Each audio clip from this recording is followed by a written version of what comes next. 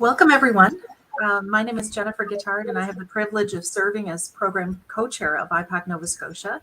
On behalf of my colleagues at the Institute of Public Administration of Canada, I'm pleased to welcome you all here for what will be an exciting look back at the characters who've served as Premier of Nova Scotia over the past half century. We'll be taking your questions throughout the event, so if you have a question you'd like to ask, please enter it into the chat in YouTube. And towards the end of the discussion, we'll reserve some time to bring in audience questions.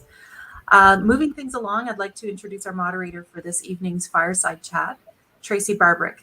Tracy is the Associate Deputy Minister of the Nova Scotia Department of Seniors and Long-Term Care. Tracy's provincial government career began in 2001 and has spanned multiple departments, including environment, health and wellness, labor and advanced education, and community services, and most recently included leading the province's COVID-19 vaccine rollout. Welcome, Tracy. Pleased to have you here, and I'll hand it over to you.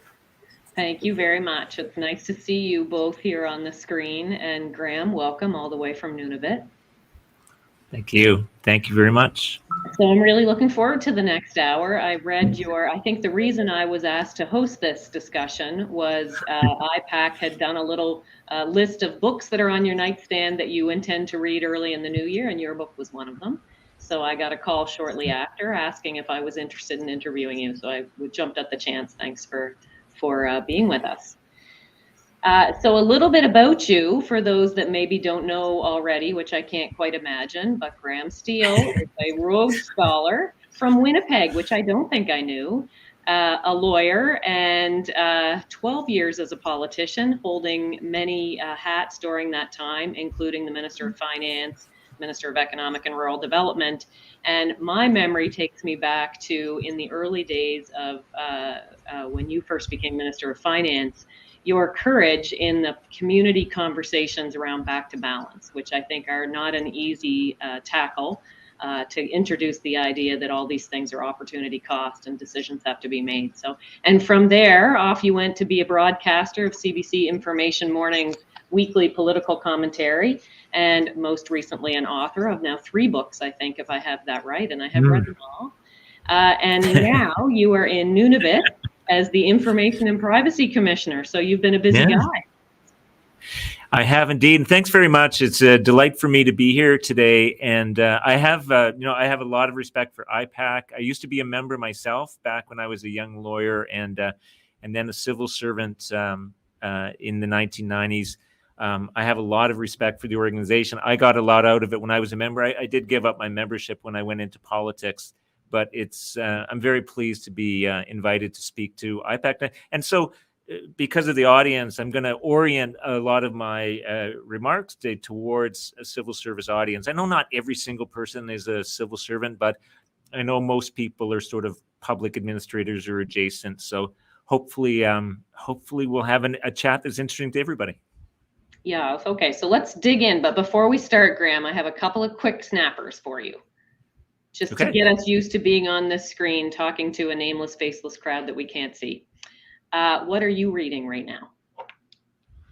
What am I reading right now? I'm reading everything that I can get my hands on about Nunavut, and there's actually quite a lot. I knew a little bit about Canada's North before I came up here, I think like most Canadians, but like most Canadians probably it didn't amount to very much. And I've just been absolutely fascinated by the culture, the history, learning about Canada's North and the Inuit people. People may be aware that Nunavut is about 85% Inuit. And so this is wonderful learning because, I love reading history. So now I'm reading history about Canada's North, learning about the culture and trying to pick up as much as I can of the Inuit language. That's mostly what I'm focusing on these days. Yeah, I bet that's a fascinating experience because I think that, schools do maybe a little better job today talking about the breadth of Canada, but certainly when I went to school, that wasn't a culture that I learned very much about. So I bet you that's fascinating. It's funny, Tracy, when you go online and see people talking about Nunavut, the thing that they complain about, at least older people like me, is how hard it is to color in Nunavut when you're in elementary school. It just takes so long and it's so big. How much crayon. Exactly. Okay, what have you hated about COVID and what have you liked? My, oh my. Well, obviously the inability to socialize. Now, I moved up to Nunavut a year ago to be the Information and Privacy Commissioner, and it's been very difficult, to socialize, to get involved in the community because everything was shut down tight. And in fact, when I flew up here, they still had the isolation hubs in operation where you had to spend 2 weeks in isolation from anybody in my case, a hotel in Ottawa before flying up at all. And then once I got up here, nobody was going out and getting to see each other. So it's been a very slow integration into the community for me. And also just not being able to see family and friends and watching the pressure on the, frankly, on the mental health of family and friends. That's been no fun at all. If there's been a bright side to COVID, that sounds strange even to say it, but this book is my COVID project. Oh, just in case anybody in the audience doesn't know what it looks like. This is what it looks like. So what happened was I was teaching at Dalhousie, which I loved and would have done to retirement if I could have, but they didn't renew my contract there because of a budget crunch, or at least that's what they told me. And then it took a while for this job to come through because COVID had really slowed down the hiring process up here. So I had time on my hands. And then a publisher, namely Leslie Choice of Pottersfield, contacted me through a mutual friend and say, hey, I have this idea for a book. So it was this happy conjunction of I had the time, obviously I had the interest, and I have the publisher, which if you're going to write a book, I can't emphasize enough what a difference it makes to have a publisher who's ready to bring your book to market. It just means that the author can focus on writing. So all of those things came together, and this book is essentially my COVID project. Well, that's a great project then. So that's interesting. So when the publisher came to you about the book, were they looking for sort of a history of Nova Scotia politics, or they were just looking for a book and this was where you went? No, it's kind of a funny story because the publisher, Leslie Choice, great guy, wonderful guy. He's published over 100 books in his own name. Isn't that incredible? Like over 100 books by himself. And then he publishes other people's books. Anyway, he had this idea about an irreverent history series, like irreverent history of this, that, and the other thing about Nova Scotia. And his first two ideas, and this sounds odd, were politics and beer, not the same book, but an irreverent history of politics and an irreverent history of beer. And he already had an idea of the guy who'd write the beer book, and he did. Stephen Laffoley is a well-known author, person around Halifax. And they asked me if I'd write the irreverent history of Nova Scotia politics. Stephen knew that I like to write, and I started, but I realized that I couldn't really write an irreverent history. I had to write a straight up history because, first of all, there hadn't been one for like well over 30 years. The last one in this vein had been published in 1988. And as I got into it, I thought, no, forget this irreverent history thing. I just need to write a straight up history, lively, entertaining, easy to read for a general audience, because there isn't one out there, and I think people might find it interesting. So it started out with a certain idea, but because the series hadn't even started yet, there was no template. So Leslie basically let me go where I wanted. My only condition was I wasn't going to go any further back than 1945 because I didn't think that would be interesting to people, and it's not particularly interesting to me. But the reason we picked 1945 as a starting date is in order to understand what's going on today, you really have to start about there. Well, and I must say, as having just turned 50, it felt like a history book for me, because it really is close enough in the near history that I can tangibly see the pieces that connect in the world that I work in every day. So it couldn't have been better time frame for those of us that are still in this business. Okay, so we're set to jump into some other questions. So throughout the book, you play with that tension around economic development and historical premiers' role in decisions around economic development. Now, one of them that's a bit of a cautionary tale in the book is the Westray experience. Do you mind talking about your thinking about that as the significant influence that it had in that space? Yeah, sure. It's something that's really interesting, even for me, because, I knew the broad outlines of this, but I really delved into it deep for purposes of writing the book. And you start in the post-war world with Angus L. Macdonald, the icon of the Liberal Party and, premier for like 20 years. And he was a cabinet minister in Mackenzie King's war cabinet in Ottawa during the Second World War. But his thing was, well, first of all, he instituted Nova Scotia's system of old age pensions. We all know that's been taken over by the federal government, but that back then it was a provincial responsibility, and he instituted it and then talked about it for the rest of his political career as one of his greatest accomplishments. But other than that, his thing was building things. So he dealt with the Depression of the 1930s by paving roads, which leads in a whole other direction of Nova Scotia politics, and rural electrification.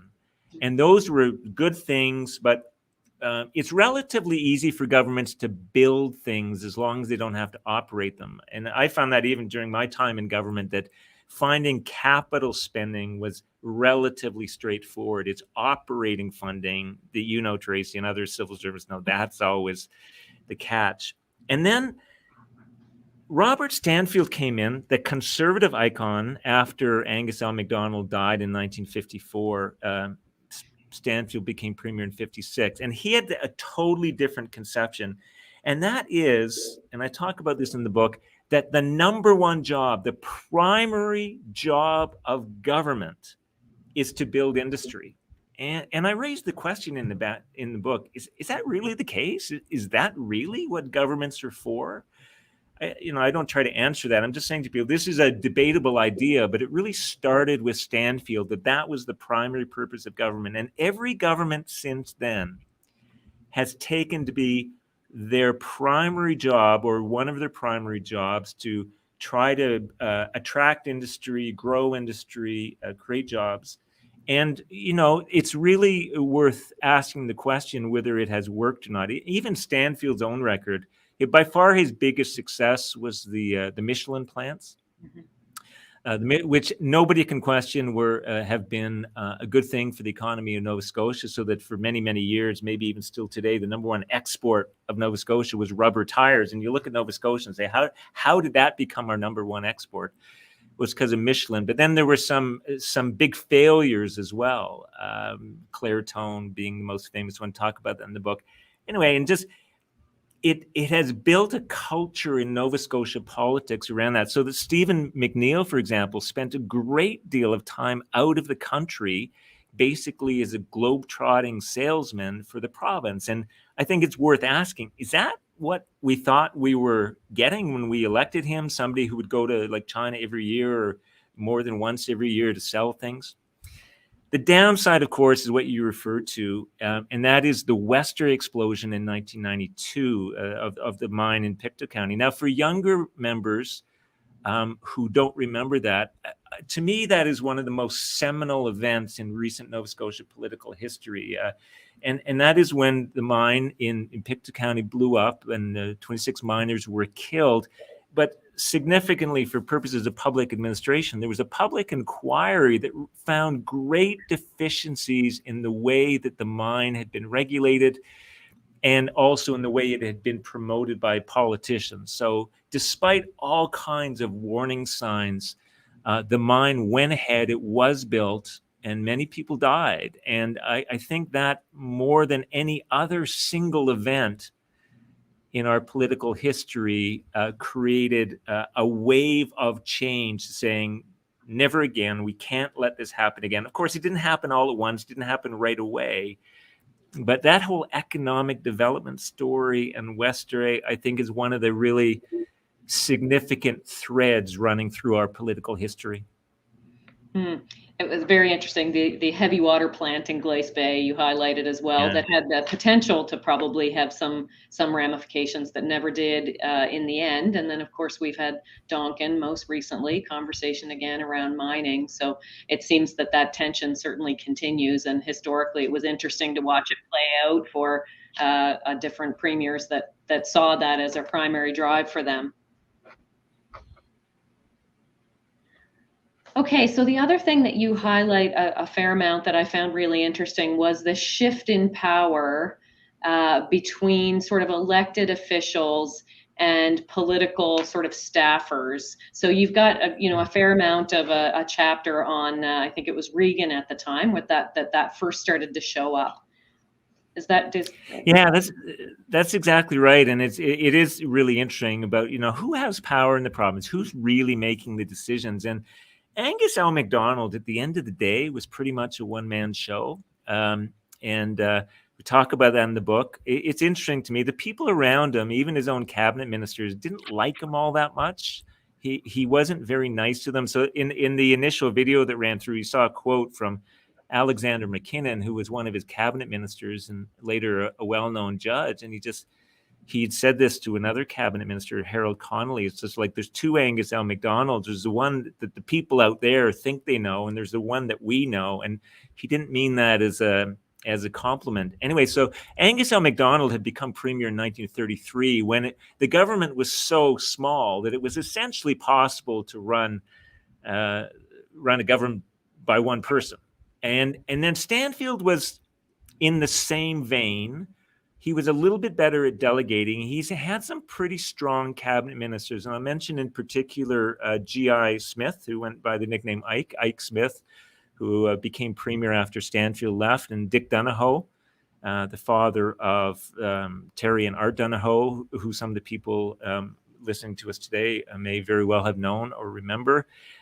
So that was more like a strong premier and strong cabinet ministers. But starting with Reagan in 1970, there was a very noticeable shift. He hired, for the first time, a lot of people around him, unelected people, paid, unpaid. Some were full-time, some were just, advisors. But that was the beginning of the growth of the Premier's office. And for people who know a little bit of the public administration history of the federal government, this is more or less exactly the same time that Prime Minister Pierre Trudeau, was doing the same thing at the federal level with a well-known person named Michael Pitfield, who became clerk of the Privy Council. And they essentially did the same thing in Ottawa at the same time. And that tendency to centralize decision-making in the Premier's office has gone on unabated, so that I think it's fair to say now that without question, the real decisions are not being made in the legislature. I would argue, based on what I've seen and heard and experienced my own, that it's not really the cabinet that's the decision-making body in government.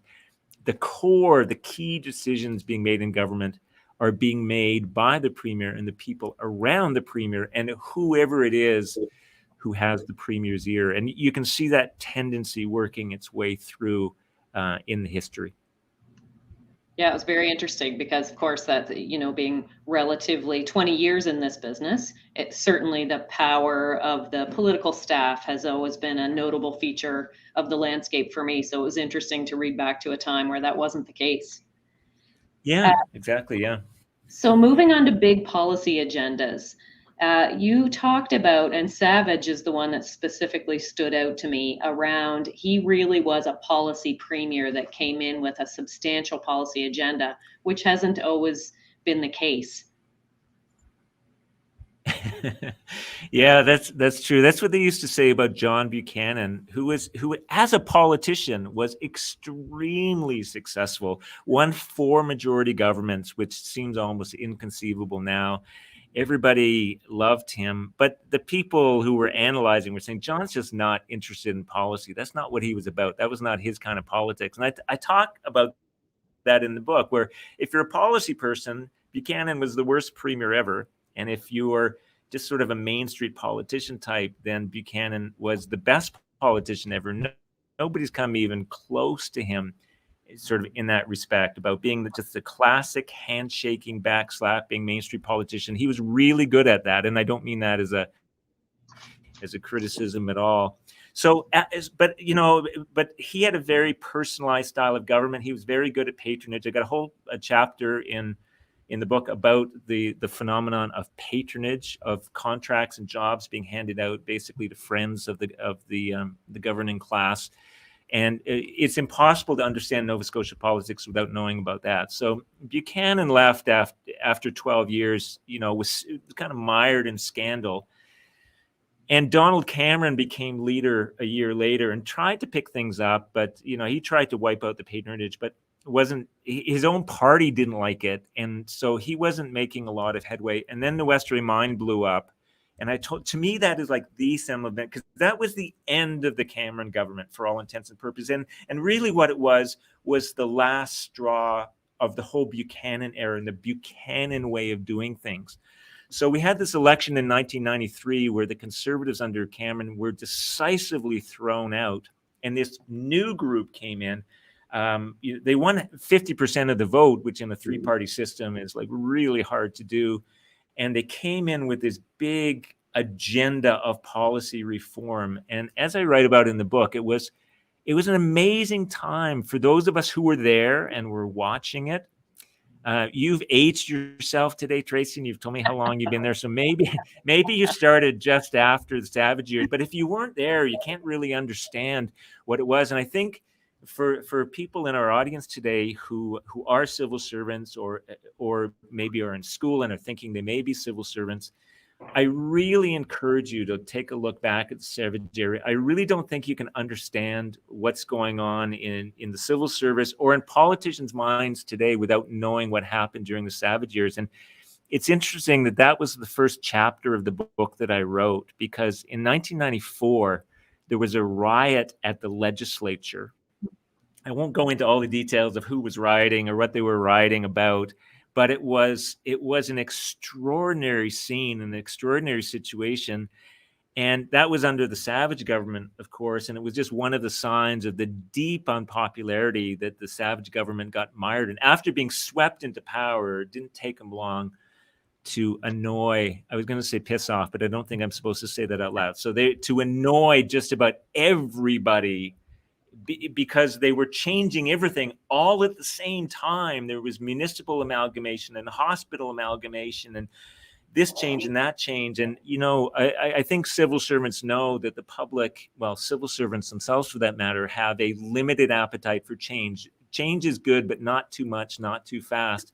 And the Savage government tried to do it all at once.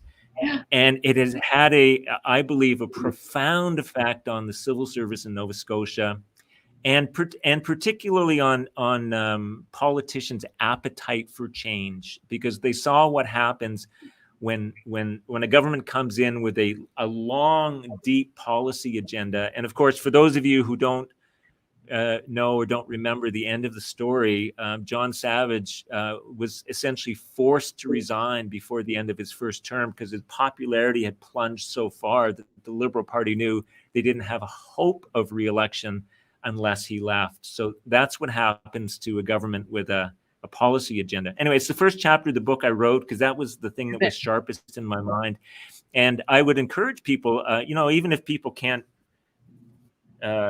read the whole book, read that chapter, because I think you'll learn a lot about the public service from that chapter about the Savage years. As a senior civil servant, always the story of the Savage era has been part of the landscape. But when I actually went through the chapter on Savage and the amount of policy change, so the things that you just referenced, WCB reform, provincial community college consolidation, moving from sort of ambulance chasing to a professionalized paramedic, profession, to have accomplished those things in 3 years-ish, that there would be reeling at that level of change. Now, it did look like the ministers involved were fairly substantial policy ministers as well, based on I think what I was reading in that chapter. Is that fair to say? Yeah, look, there were some wonderful people in that government. Like any government, there were weak ministers, but there were some really strong ministers. But some of them were good politicians, and some of them were bad politicians. Some of them were strong policy people. Some of them were weak policy people. But it was a pretty amazing government, especially in contrast to what had come before. Because remember, they were like the anti-Buchanan, and so they came in with a very different idea about how government should be done. And 4 years later, Savage was gone, and the popularity had plunged. Now, of course, in the 1998 election, they did hang on to a minority government, they came this close to being thrown out after a single term. So I think that's a lesson that a lot of politicians, liberals too, learned is change is fine, but not too much and not too fast. Yeah, and the Savage era really took the Liberals out of commission for quite a long stretch. Yeah, so, it did. They were in the wilderness for, what was it, 14 years. Yeah. Yeah, if that's not a cautionary tale, I don't know what is. Okay, so all things diversity and inclusion. So there's two themes that come through in the book. There's both diversity at the population level, so African Nova Scotians and how long it's been historically before representation started to be present. Women in the legislature was certainly a tone, and then on top of that, is the piece that really is what I call environmental racism, so triggered by Boat Harbor and some other things. Do you look back on that time and see a point historically where there was a bit of acceleration happening, say, on the women in politics front? Yeah, let me back up a little bit. I want to explain to people how this works. I'm obviously an older white guy, and so I was very conscious of the fact that the way I was structuring the book, I wanted to tell a story that was interesting to people for a general audience. Didn't want to go too deep, in any one era. I didn't want to get lost in a swamp of dollar signs, and so I wanted to tell a lively story. And the best way for me to hang the story together so that there was some kind of forward momentum was to focus on the premiers. I didn't mean to do that when I started out, but I realized as I was writing that was the only way really to keep the forward momentum going. But the problem, of course, is that the premiers of Nova Scotia had been a string of white men. And so I knew I couldn't stop there. I couldn't tell that story and just say, okay, there's your history.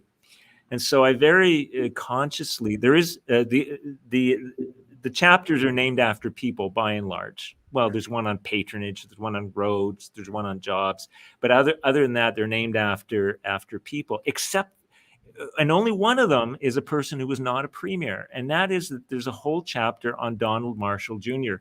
And I thought that was really significant. I'm not, as you refer to in your introduction, Tracy, I'm not a native Nova Scotian. I was born and raised in Winnipeg. I came to Dalhousie to go to law school and stayed in Nova Scotia for 35 years. But when I was in law school in the late 1980s is exactly when the Marshall inquiry was looking into the wrongful conviction of Donald Marshall. And I've already said that I think the single most seminal event in Nova Scotia recent political history is the Westray explosion and the follow through on that. But the second one certainly would be the Marshall inquiry.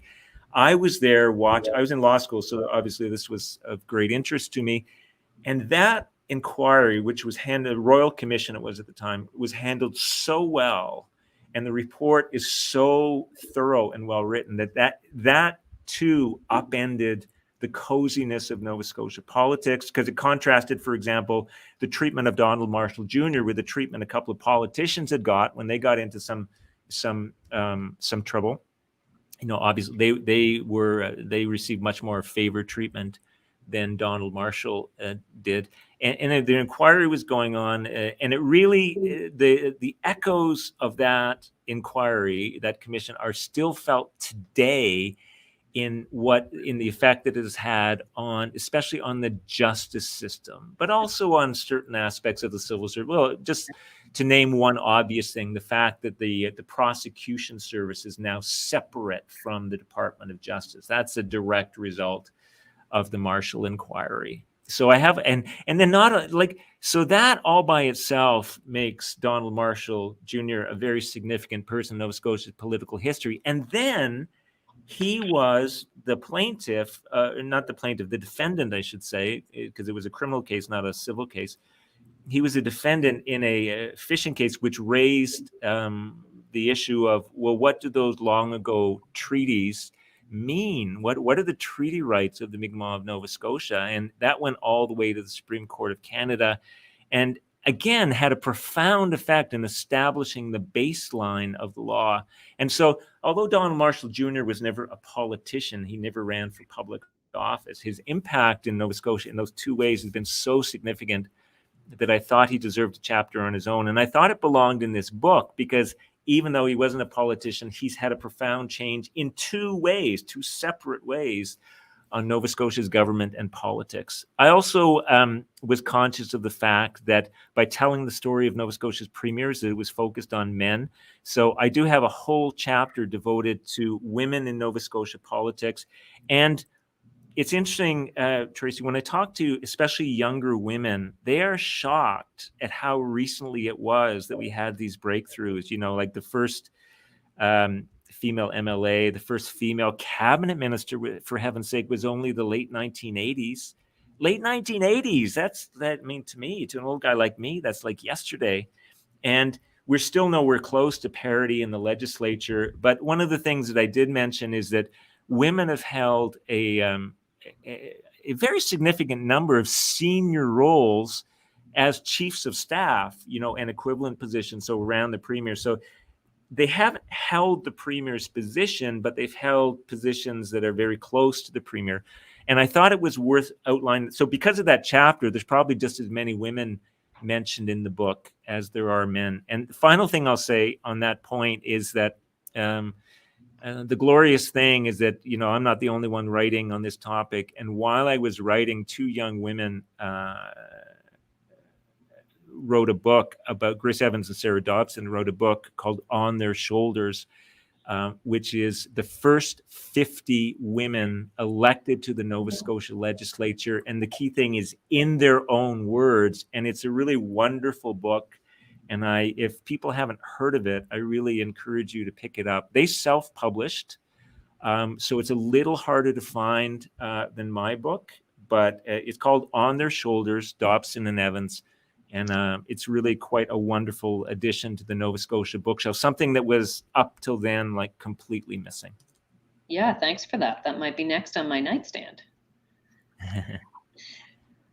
And the other, you know, thing that can't be discounted is the right to moderate living is still very much alive right now, both federally and provincially. So that conversation will continue for some years yet, I expect.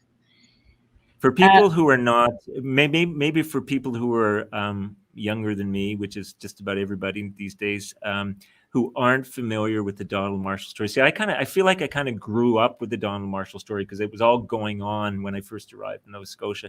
But if you're not familiar with it, really dig into it. Just the most amazing life. And if I could mention another book, his former domestic partner, Jane McMillan, wrote a book, which is really a wonderful book, and which is easily the best book on Donald Marshall Jr. Just off the top of my head, I don't remember the title, but Jane McMillan is her name, MCM McMillan. And one of the things I've done, I appreciate when an author has like an annotated bibliography saying, hey, if this stuff interests you and you want to read more, here's the good stuff and here's the stuff to stay away from. So at the end of my book, there's an annotated bibliography where I talk about Jane McMillan's book and other things like, these are the good books, these are the good sources, these are the not so good sources, and hopefully people will find that interesting as well. And Jane was the woman that was with Donald Marshall when he was charged for illegal fishing. Is that not right? Exactly. And one of the fascinating, now, of course, this may be, but for me as a lawyer, one of the fascinating things is that the Supreme Court of Canada, of course, wrote a decision about Mi'kmaq treaty rights, and they got that wrong. In the very first line of the decision, they say that two Mi'kmaq Indians, their boat slid into the water in Pomquet Harbor. And I was like, that's not true. That's not what happened. Anyway, Jane tells a story in her own words. She was there, and that's, I think, and she's also an academic, so she can come at it from both the personal angle and the academic angle, and has written really quite a wonderful book, which I recommend to anybody who'd like to know more about this fascinating and impactful person in Nova Scotia's political history, Donald Marshall Jr. Thank you for the couple of books there we added to the list. So the next thing I have to tell you was very naive of me to have not known more apparently than I did. But in the appendix of your book, the first appendix, you've got a chronology of the premiers and the governments and the number of seats they held during the years that you covered. I think it was not on my radar just how few minority governments Nova Scotia has had in the time frame of your book.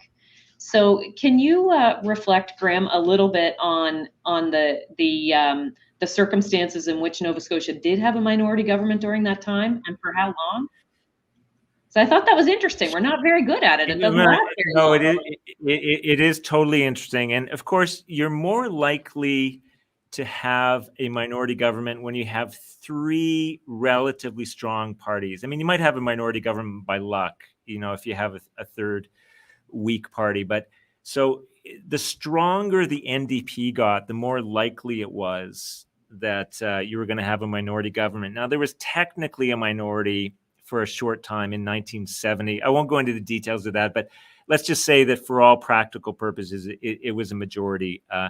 But the minorities were, of course, when the NDP had this big breakthrough in 1998 when they went from 4 seats to 19. And they ended up being tied with Russell McClelland's Liberals. So that was a minority government.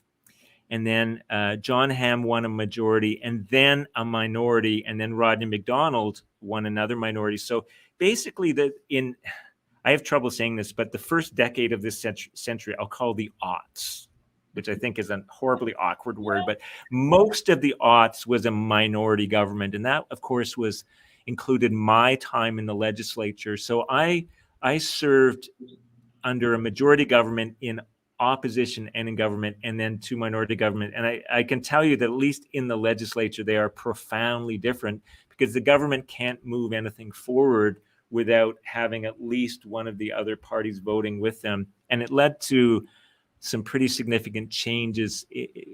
Well, I don't want to exaggerate, because they were still the government, and they ignored us when they could. But it did lead to a very, very noticeable change in the way things worked in the legislature. But since then, since 2013, we've gone back to majority governments. But here's the interesting thing, Tracy, is that Tim Houston won a majority government with the lowest share of the vote that anybody has ever won a majority government with. So back in Macdonald and Stanfield's day, when there's essentially two parties and a very weak NDP or CCF as it was back then, to win government, you needed to get pretty darn close to 50%. But Tim Houston had, I forget the exact number, but it was somewhere in the neighborhood of 38%. And it's like, that's really interesting that you can have a majority government, and so you get your own way all the time, and only 38% of the population has voted for you. So it's something to keep an eye on. And one of the things that I noticed, you said this was news to you, but it was news to me too, when I put all the numbers together, that it takes only a very slight change to change, minority to majority, or which party forms the government, because most people vote the same way all the time. So everybody's fighting over the people who maybe might change the vote. And I explain that a little bit in an appendix at the end of my book. Yeah, and so you play with, throughout the whole book, this concept of the population starting to feel like it's time for a change. It's time for a change. It's time for a change. Time for a change. So there's a bit of a fickleness to that kind of that feeling. And when you look through that appendix, when you see it actually broken down by year, that time for change is seldomly more than kind of 6-ish years, as you start to see a shift into possibly a minority government, and then things sort of shift. So it does. It used to be longer.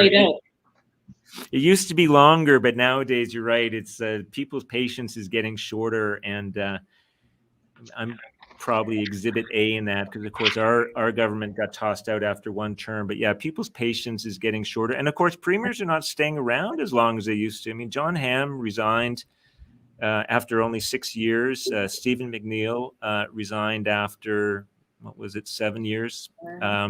Whereas Angus L. Macdonald became premier in 1933 and was still premier when he died in 1954. So the time frames are getting shorter for sure, which is also a very interesting thing. People are throwing out their governments more than they used to. Well, and I do wonder how that will shift as we modernize election capability, and when there comes a time that people can vote online, and so much more of the vote is done weeks before the actual election, and how that will change things over time as well. The other thing that I noticed, I mentioned, Tracy, that I had a chapter about corruption. Well, maybe I didn't. I had patronage, and also corruption, mainly vote buying. So I got a whole chapter on that because, again, you can't really understand Nova Scotia politics without that. But it's really interesting that the vote buying phenomenon really came to an end around the 1993 election, which was like the break between Buchanan, Cameron, and Savage. And that's when the voter turnout started dropping, right? I show the chart in the book, and like maybe it's a coincidence, but I don't think so, because it used to be that what I call the marginal voter, the voter who didn't really have a good reason to vote, well, if they were going to get $5 or a bottle of rum for it, yeah, they'd go out and vote. And once that kind of like getting a gift in exchange for voting stopped, which it did more or less around 1993. Those marginal voters, I think, have drifted away. I can't prove it. It's not by its nature a provable hypothesis, but it's really interesting to see the correlation anyway between the end of vote buying and the steady drop in voter turnout. Yes. So what I know and why that's relevant to me is that I certainly grew up in Tatamagouche, if you know where that is, along the North Shore. And certainly the being picked up to go and vote was a part of the landscape in my hometown. Absolutely. And by the time by the time I was legal age to vote, I was waiting for someone to come pick me up and give me my pint of rum or my pair of nylons, as it was for the women.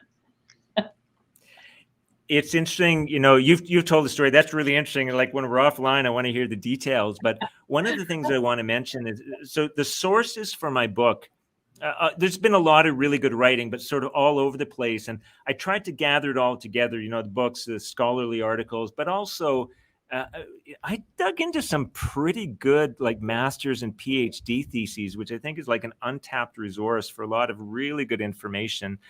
I was also able to get some memoirs that had not been previously published, particularly from former Premier Harold Connolly, but also Fraser Mooney Sr., who was a longtime MLA for Yarmouth. But the other thing I did, because I'd been in politics and because I'd been a commentator on CBC, I have a lot of Facebook followers who are interested in politics. And I asked them for stories, just like the one you told me. And so my book has been really enriched by including some of the best of the stories that I got from people all around the province. My book touches on really every corner of the province. It's definitely not Halifax centric, and that's like on purpose because I know that's not what people want. Mm-hmm. But I got some wonderful stories about vote buying, yes, although a lot of people aren't willing to name names because some of the people involved are still alive, even though it happened a long time ago. But I have a story in the book about a cow and a helicopter and about somebody trading in their sports car for a new Volvo. And all of those stories came from, ordinary citizens who were just interested and were kind enough to share their stories with me and to let me use them in the book. Because I used them because I thought they illustrated something important about the political characters involved. Yes, and I don't know that anyone at that time would have viewed that to have been anything other than, normal behavior. So that's how far things can come in a fairly short period of time. So I know that we are going to move to Q&As here in a second. Yeah. Okay, I think, Tom, are you coming my way, or do I have time for another question? You're coming our way with some questions? Okay. Yeah, I think I'm going to plug in. Okay. So just as a reminder for everyone watching, we are taking questions. And if you do have a question for Graham, please feel free to post it in the YouTube chat. We've had some great ones already, so we'll just work our way through the list. So the first one is from Sam McPhail. Hi, Graham. In your opinion, who is the best premier Nova Scotia never had? Oh, I love that. I love that question. Now, first of all, let me say one of the appendices in my book is Nova Scotia's top 10 politicians. But in order to keep it manageable, they had to be people who've served at least one term as an MLA. And I'll leave people to read that, because I had some very lively debates with my Facebook friends about who should be on the list. Some of them are obvious, some of them less obvious. But in my book, I actually do name a particular person. And of course, I could say, well, if you want to know, you got to buy my book. But I'll tell you now that the person I actually name in the book is Neil LeBlanc, the MLA for Argyll. He was a minister during the Buchanan years, and then came back later and served as a senior minister in the Ham government. When John Ham retired, he ran for the leadership of the Conservative Party and was widely expected to win. He certainly was a favorite. And when the ballots were counted, among the three contenders, he came third. So to the dismay of his supporters, he dropped off the ballot on the first round. And I have a great deal of respect for Neil. He's got a great deal of ability. And we can wonder what would have happened if he had won. And if I could say another one, it might be Don Down, who ran against John Savage for the leadership in 1993. It was pretty clear that whoever won the Liberal leadership after Vince McLean resigned was going to be the next premier of the province. And Savage and Down were just two very different people. And the Savage years were this tumult of change, this hurricane of reform. And I just wonder what would have happened if Don Down had been the premier instead. So those would be my top two picks. Great. Oh, and if somebody said, what about the NDP? I'd have to say Robert Chisholm, in my opinion. I don't care if people think I'm biased. He would have been a great premier. Tons of ability. I'm really sorry that he never had the chance. Hope that answers your question. Great. So we had another one from Alison McNeil. It's interesting that you have experience in both politics and public admin. How would you say your experience in politics informed your public service career, or vice versa?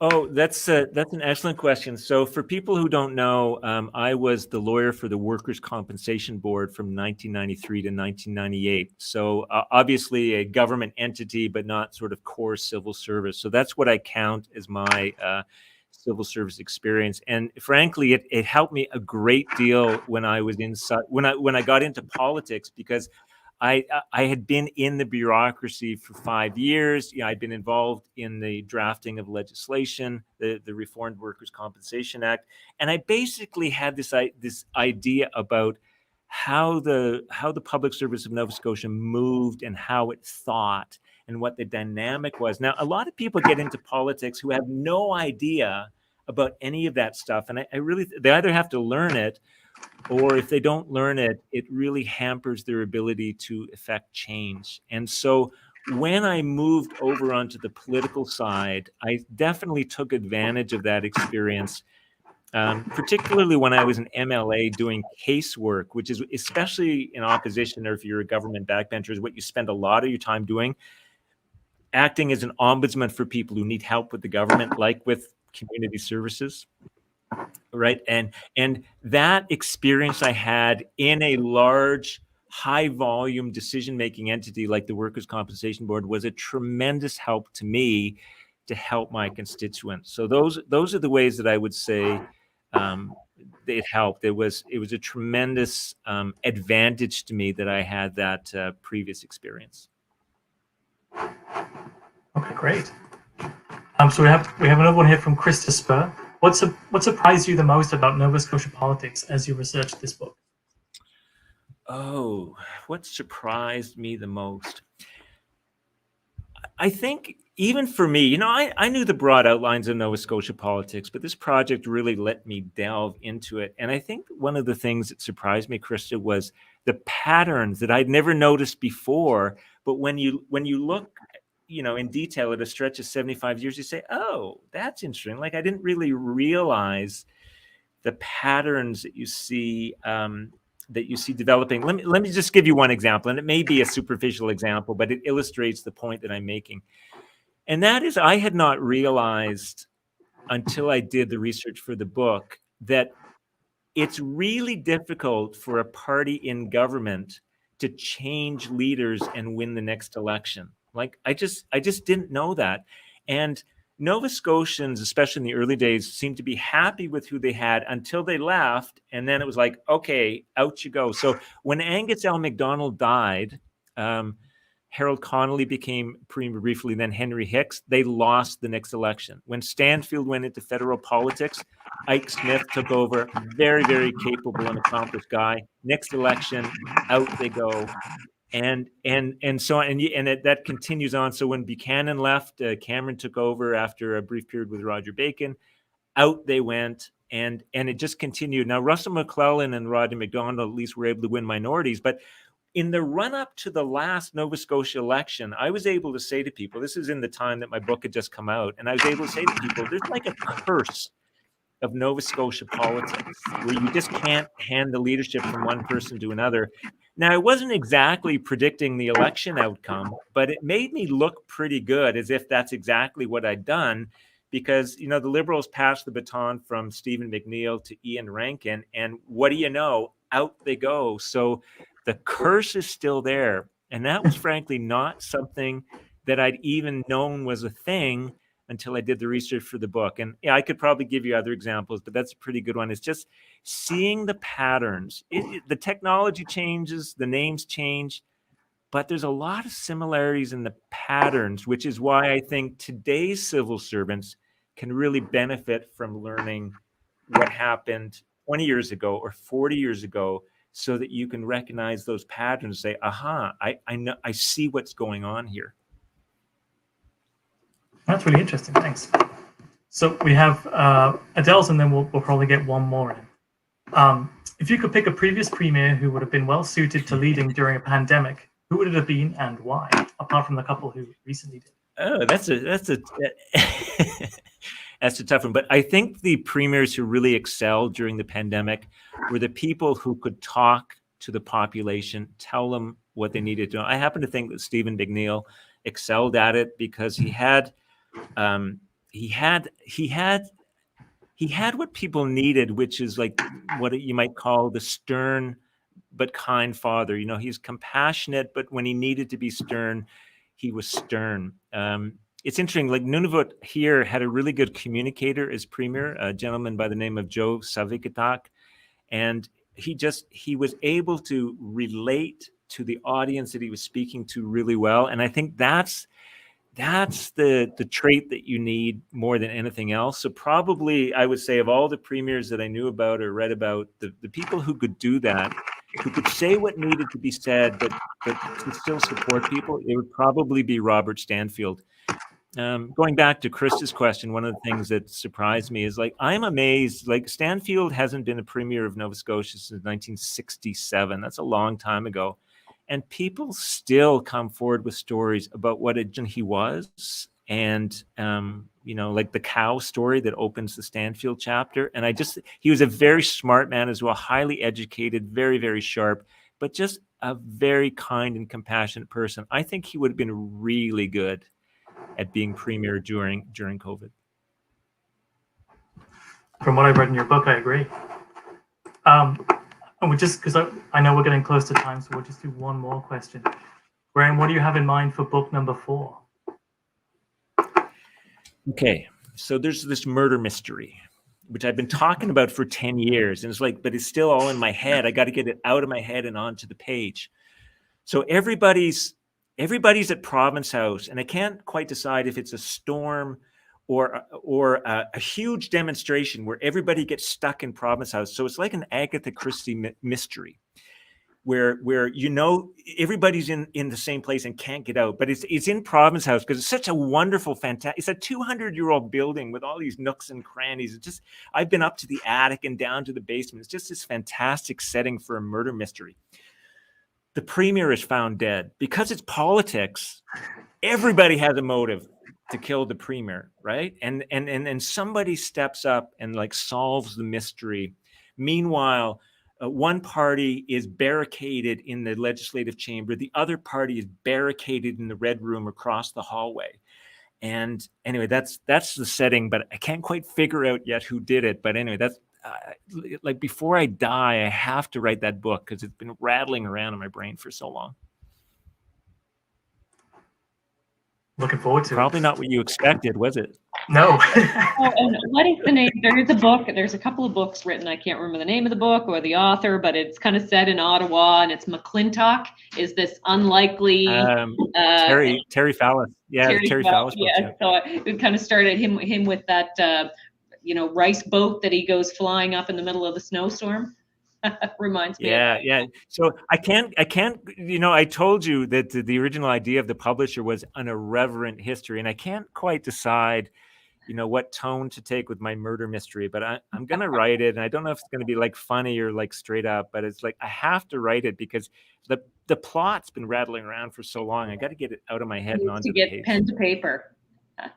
Yeah. So Exactly. Either that or a history of the politics of Nunavut, but I don't think there's going to be a big market for that. Well, there could be if you keep talking about it on things like this with enough people listening. I think we're almost wrapping up, but I would ask you one question if I can before we go. Okay, I promise a short answer. Yeah. What did you contemplate that might be a chapter in this book, but wasn't?